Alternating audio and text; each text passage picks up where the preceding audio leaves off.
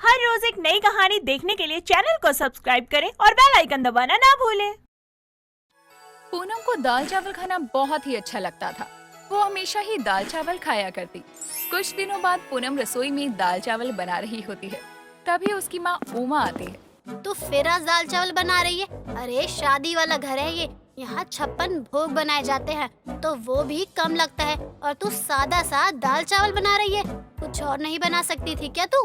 माँ, मुझे बहुत जोर की भूख लगी है। आपको तो पता है कि दाल चावल कितना जल्दी बन जाता है, तो मैंने सोचा कि दाल चावल ही बना लेती हूँ। और वैसे भी ये सब ऊट पटंग खा खा के पेट खराब हो गया है मेरा। तू ये ना किसी अनजान को बोलेगी, वो तेरी बात मान भी लेगा, लेकिन मैं नहीं। मैं अच्छे से जानती हूँ कि तुझे ये दाल चावल कितना पसंद है, और तेरी वजह से इतने टाइम तक मुझे भी ये सब खाना पड़ता है। माँ, आप कुछ दिन ही मेहमान हूँ मैं इस घर में, और आप भी अब ऐसा करोगी तो कैसे चलेगा? बस यही बोल बोल कर तूने अपनी मनमानी कर रही है। तो माँ, मुझे करने दो ना, मुझे अपनी मनमानी का दाल चावल खाने दो। ठूस तू दाल चावल। मैं भी देखती हूँ कि ससुराल में हर रोज तू दाल चावल कैसे खाएगी। पूनम को दाल चावल इतना ज्यादा पसंद था कि वो अपने साथ साथ बाकी सबको भी दाल चावल ही खिलाया करती। ऐसे ही कई दिनों तक चलता है। कुछ दिनों बाद पूनम की शादी हो जाती है। शादी के बाद भी पूनम अपने ससुराल में दाल चावल ही बनाया करती। दिन निकल रहे थे, लेकिन पूनम की आदतों में सुधार नहीं आता। कुछ दिनों बाद पूनम की सास भारती पूनम को अपने कमरे में बुलाती है। पूनम बहू, आज तेरी ननद ससुराल से आएगी, तो तू रोज की तरह दाल चावल मत बना दियो। मैं पनीर और सोया चाप लाई हूँ, तू वही बनाइयो, ठीक है ना? माँ जी, लेकिन ये सब बनाने की क्या जरूरत है? मैं छौंके हुए चावल और तड़के वाली बढ़िया सी दाल बना देती हूँ, वो तो और भी ज्यादा अच्छी लगती है। रिया को भी पसंद आएगी बहुत। बहू, रिया तो फिर भी कुछ ना बोले, लेकिन आज भी तूने दाल चावल ही बना दिए। मेरा पारा हाई हो जाएगा। अरे हम लोग तो मजबूरी में खा भी ले, लेकिन अब कोई घर पर आए तो उसको भी दाल चावल ही खिलाए क्या? ऐसे तो सब लोग हमें कंजूस या कंगाल जरूर सोचने लग जाएंगे। माँ जी, ये तो लोगों की सोच है कि दाल चावल खाने वाला कंगाल है, लेकिन सच में थोड़ी ऐसा होता है। बहू, तू मुझे माफ कर दे, मैं अब तुझसे और बहस नहीं कर सकती। मैं बस इतना चाहती हूँ कि आज के दिन तो घर में दाल चावल ना बने। अपनी नहीं, कम से कम मेरी इज्जत का तो ख्याल रखो। पूनम अपनी सास की बात मानकर पनीर और सोया चाप बना तो देती है, लेकिन पूनम अपनी पसंद के दाल चावल भी बनाती है। शाम को पूनम की ननद रिया आती है, तो सब लोग पहले बैठकर बातें करते हैं। उसके बाद पूनम जब टेबल पर खाना लगा देती है, तो पूनम, रिया, भारती और पूनम का पति अभय सब टेबल पर खाना खाने बैठते हैं। पूनम अपनी थाली में दाल चावल डालती है। अरे भाभी, आप ये दाल चावल क्यों खा रही हो? माँ ने मना किया है क्या आपको ये पनीर खाने से? अगर ऐसी बात है तो बताओ मुझे, मैं अभी माँ से बात करती हूँ। बहू और बेटी में फर्क थोड़ी करना चाहिए। हे भगवान, ये लड़की तो मेरी हर जगह नाक कटवा कर ही मानेगी। अरे रिया, मैंने कुछ मना नहीं किया। माँ, मुझे पता है आप कैसी हो। जब मुझ में और भाई में फर्क करती थी तो बहू और बेटी में भी करती होंगी ना। आपने ही मना किया होगा ना भाभी को अच्छा खाना खाने से भी, तभी तो भाभी ये सादे से दाल चावल खा रही हैं। बहू, अब कुछ तो बोल, या फिर मेरी इज्जत का फलूदा करवा कर ही मानेगी। देख रही है ना मेरी बेटी मुझे क्या बोल रही है। अच्छा लग रहा होगा ना सुनकर अब। रिया, तो माँ को कुछ भी मत कहो। माँ किसी में कोई फर्क नहीं करती है। अच्छा, अगर फर्क नहीं करती हैं तो ये क्या है? भाभी दाल चावल क्यों खा रही हैं? हमारी तरह पनीर या सोया चाप क्यों नहीं खा रही हैं? भाभी आप डरो मत, मैं हूँ ना आपके साथ। नहीं ननद जी, आप गलत समझ रही हो, ऐसी बात नहीं है। ऐसी बात नहीं है तो खाओ ना आप भी हमारे साथ कुछ अच्छा सा। ये क्यों खा रही हो? वो मुझे ना दाल चावल बहुत ज्यादा पसंद है, बस इसीलिए मैं दाल चावल खा रही हूँ। क्या दाल चावल कैसे किसी को इतने पसंद होते हैं माँ?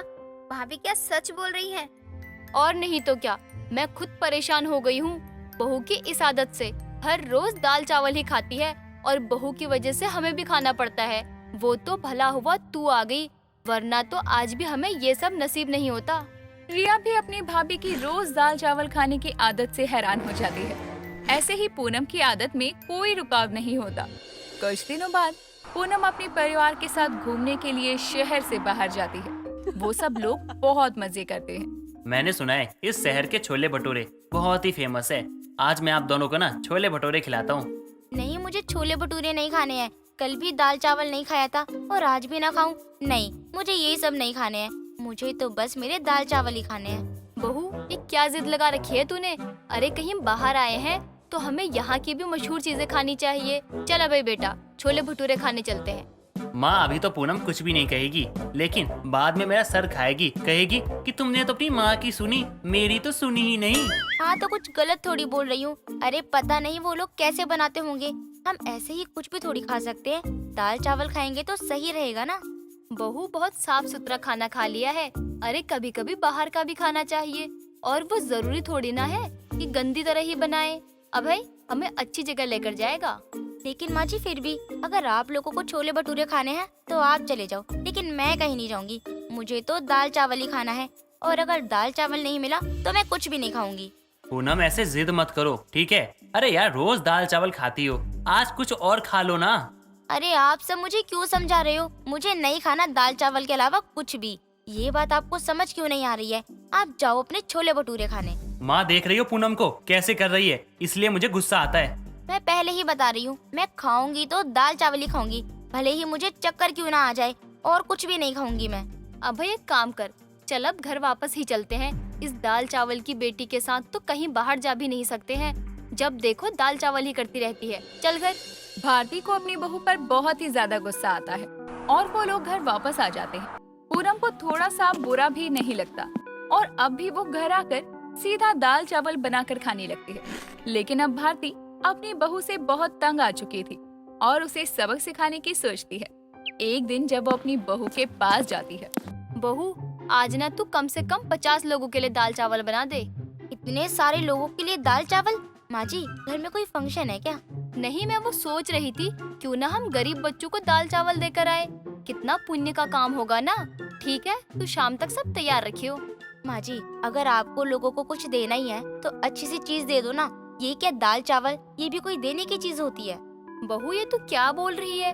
तुझसे ज्यादा दाल चावल तो कोई पसंद ही नहीं करता होगा, और तू ही ऐसा बोल रही है। चल अब बातें मत बना और दाल चावल बना।